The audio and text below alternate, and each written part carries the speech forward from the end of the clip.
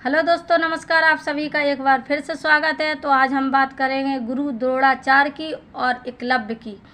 जो एकलव्य एक महान धनुर्धर था, तो उसने गुरु के प्रति इतनी श्रद्धा भक्ति दिखाई कि अपने दाहिने हाथ का अंगूठा भी दक्षिणा स्वरूप गुरुदेव को के चरणों में अर्पण कर दिया। आखिर क्यों गुरु द्रोणाचार्य ने मांगा एकलव्य के दाएं हाथ का अंगूठा, यह जानते हुए भी क्योंकि भगवान को के समान गुरु को माना गया है। गुरुर ब्रह्मा गुरुर विष्णु गुरुर्देव महेश्वरा गुरु साक्षात पार ब्रह्म तस्मै श्री गुरुवे नमो नमः। यानी कि जो गुरु होता है वो भगवान ब्रह्मा और विष्णु के समान ही उसकी उपमा बताई गई है, उसकी महत्ता बताई गई है।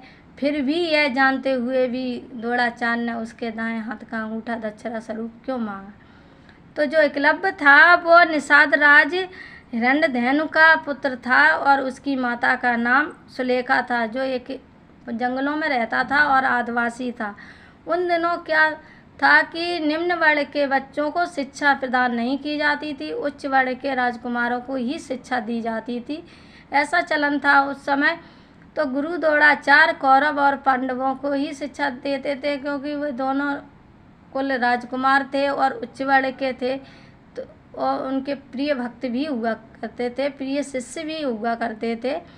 तो उस समय जब एकलव्य था तो उसके मन में एक बात आई कि हम चलो गुरु द्रोणाचार्य से शिक्षा प्राप्त करें। उसके माता पिता ने बहुत ही समझाया, लेकिन बालक था, उसकी बात समझ में नहीं आई। बच्चे का मन हमेशा साफ, निर्मल, स्वच्छ, पवित्र होता है।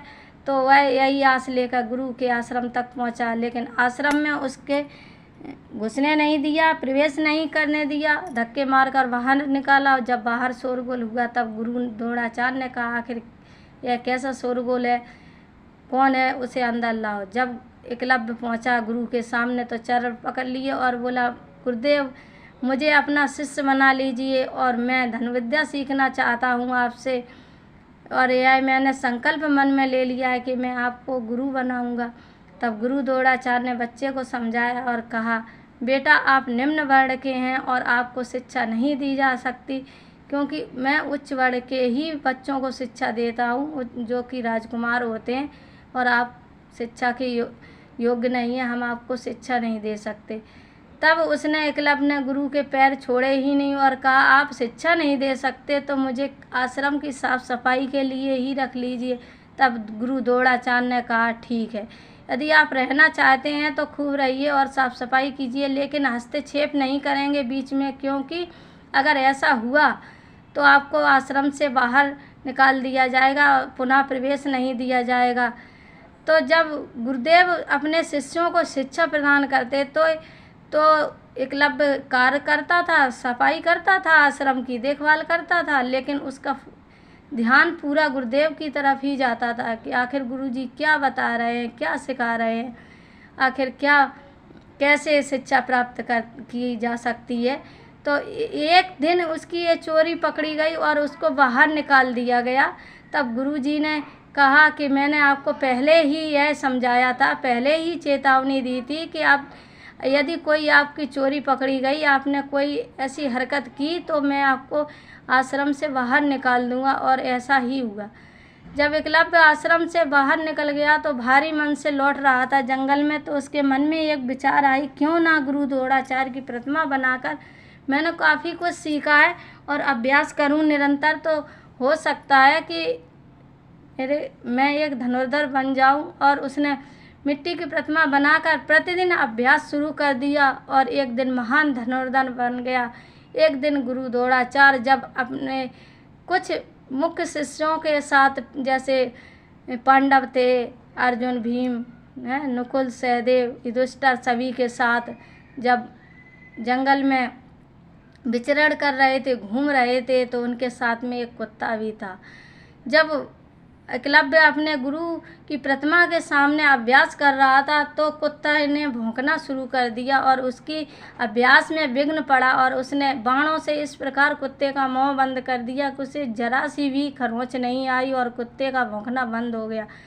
तब सभी राजकुमार दौड़कर कुत्ते के पास आए और एकलव्य पीछे झाड़ी में छिप गया। तो उसने कहा कि आखिर ऐसा है कौन। अर्जुन ने कहा, आखिर ऐसा है कौन जिसने कुत्ते को इस प्रकार से बाणों से मुंह बंद कर दिया। तब गुरुदेव ने कहा, ये तो महान धनुर्धर है, क्योंकि कुत्ते के मुंह में कोई भी खरोंच नहीं आई, कोई भी घाव नहीं हुआ और कुत्ते का भौंकना बंद हो गया।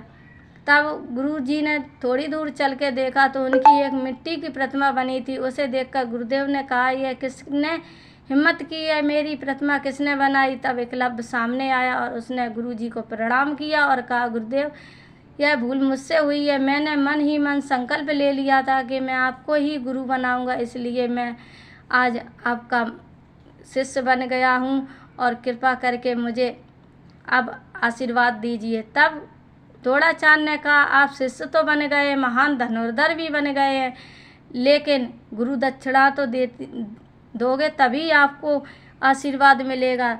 एकलव्य मान गया। एकलव्य ने कहा, ठीक है, आप गुरु दक्षिणा में क्या लेंगे। तब द्रोणाचार्य ने कहा, अपने दाहिने हाथ का अंगूठा काट कर गुरु दक्षिणा स्वरूप दे दीजिए। तब एकलव्य ने एक क्षण बिना सोचे ही अपने दाएं हाथ का अंगूठा गुरुजी के चरणों में समर्पित कर दिया और कहा, लीजिए गुरुदेव, लेकिन एक बात बताइए, आपने मेरा अंगूठा क्यों मांगा। तब गुरुदेव ने कहा, मैं अर्जुन को आश्वासन दे चुका था, अर्जुन को मैं आशीर्वाद दे चुका था, वचन दे चुका था कि इस संसार में तुमसे बड़ा कोई धनुर्धर नहीं होगा। यदि तुम्हारे हाथ का अंगूठा बना रहता तो सबसे बड़े धनुर्धर तुम ही होते इस संसार में और मेरा वचन झूठा जाता। तब गुरुदेव की बात सुनकर एकलव्य ने गुरुजी को प्रणाम किया। तो दोस्तों, आपको वीडियो हमारा कैसा लगा, प्लीज़ लाइक सब्सक्राइब ज़रूर कीजिए। धन्यवाद।